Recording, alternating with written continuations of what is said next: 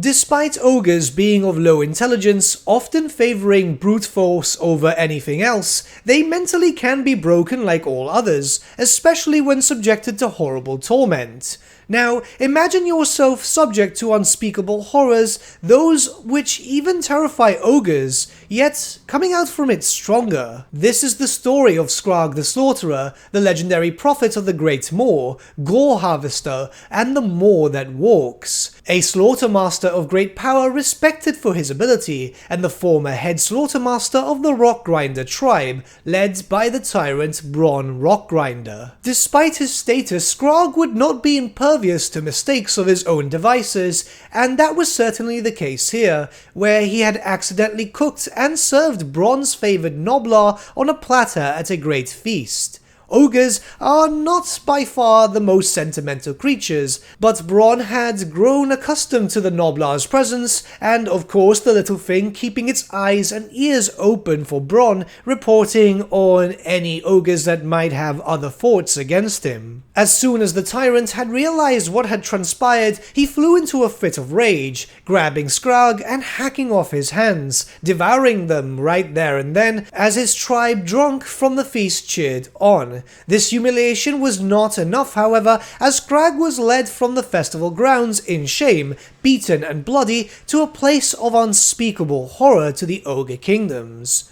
Bronn would then order that Skrag's famed cauldron, of which he used to venerate the Great Moor, the chief deity of the ogre kingdoms, be attached to his back by a series of chains and hooks anchored deep into the slaughtermaster's flesh. To seal his fate, Bronn then ordered for Skrag to be hurled into the dreaded caverns beneath the Mountains of Morn. An outsider to this place would have no knowledge of what lurks beneath, but ogres fear the tunnels below, for it is infested by Gorgers, feral degenerate offshoots of the ogre who are completely ravenous and next to impossible to control. If you have ever wondered if ogres do fear anything, they surely do. Skrag found himself in darkness, the sound of Gorgers getting louder and louder, but the Slaughtermaster would not fall. Choosing not to go down with a fight, Skrag rammed his butcher's implements into his wrist stumps, making makeshift weapons. Bleeding and bruised, Skrag stumbled deeper and deeper into the dank labyrinth, dragging his meat pot behind him until, in the pitch darkness, he was set upon by a pack of ravenous Gorgers. Skrag would fight with what little energy remained in him as he was attacked on all sides. One by one the Gorgers would fall, and Skrag would have done so too were it not for some luck.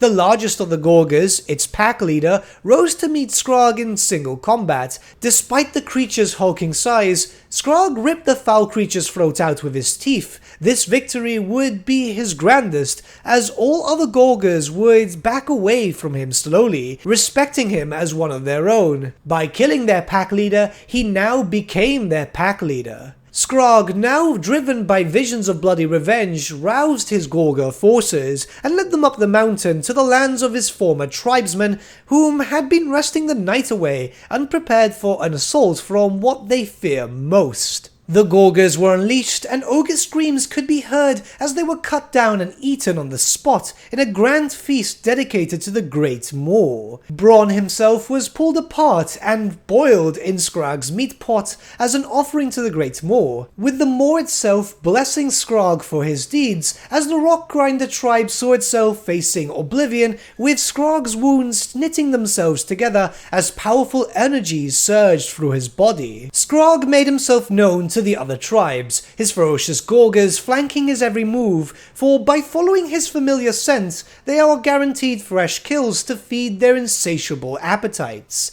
and as such, they revere him as their savior, no longer outcasted into the depths of the moor. Many ogre tyrants, slaughtermasters, and even simple bulls have come to see him as a living embodiment of their god. When Skrag feeds his moor cauldron with bloody meat, he is rewarded with tremendous powers, making him nearly unstoppable and being able to withstand the most severe of wounds. It is only once battle has ended and there are none left to slaughter that his powers diminish, and the chains to his cauldron fall slack. Within days, however, Vision drives him onward to satiate his god's hunger, and so Skrag must once again seek battle. Skrag is a popular character not only because he is respected by his fellow ogres, but also feared. This is a direct quote from Gorg Threefingers, an ogre man-eater who has been able to see Skrag in action. You don't want to look him in the eye, Ballgut. Trust me on that. I saw him in the Battle of Blood Rock, and it weren't pretty. Skrag was all whirling cleavers surrounded by a red mist. Chunks of flesh and bone were flying everywhere. He went through them elves like a saber tusk through a bag of noblars. Spears were breaking on his skin like he was made of rocks. All while those elves were screaming and he was chopping them up and chucking the bits of their bodies into his pot. That's when the Gorgers arrived, dozens of them, sniffing and grunting as they followed his scent.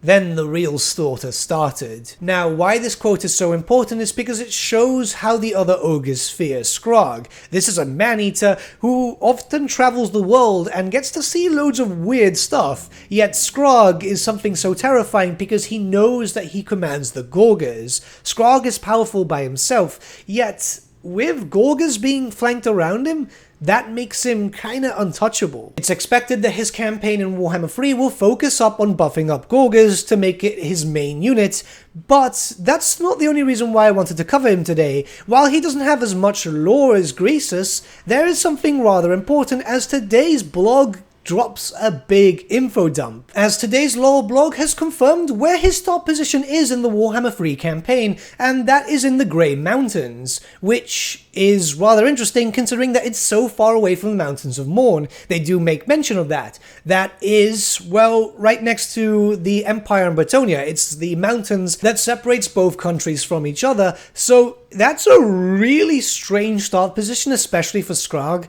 Not only will it be very different to that of Greasus, who's starting in the Mountains of Morn, you are very, very far away. The fact that anyone such as the Empire or Bretonians or whatever haven't even noticed where he has been is rather strange. We don't know exactly where he's starting, but it can be assumed it would be where that Orc tribe is, the one next to Marienburg, I'm assuming, as that area is already quite complete. We've got Heinrich over there, we've got a dwarf one, which it could also be in that dwarf location, or if you go to the southern Grey Mountains, there's Scarsnake, there's a Skaven tribe, another dwarf. It's very strange, though it does sound quite interesting, and I'm looking forward for that because that means that it's going to be completely different and it adds to some replayability to the Ogre Kingdoms, which I'm much looking forward to. But what do you guys think about Skrag the Slaughterer, and what do you guys think about the start position? It's really cool, isn't it? Let me know your thoughts in the comments below and let's start a bit of a discussion. But with that, my friends, we've come to the end of our video. Thank you so much for watching. If you did enjoy the video, might I suggest giving the video a like or even subscribing to the channel, as it really does help us out.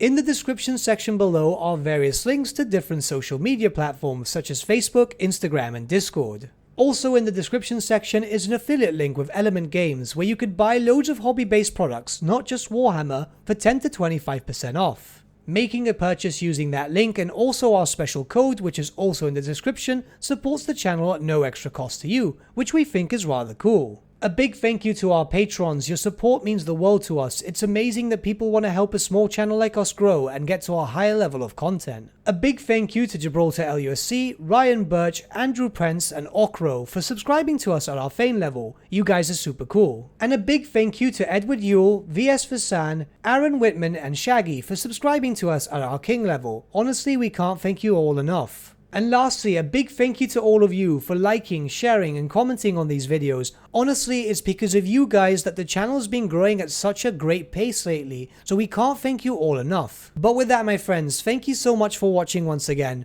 and we shall see you all again very, very soon. Have a good day.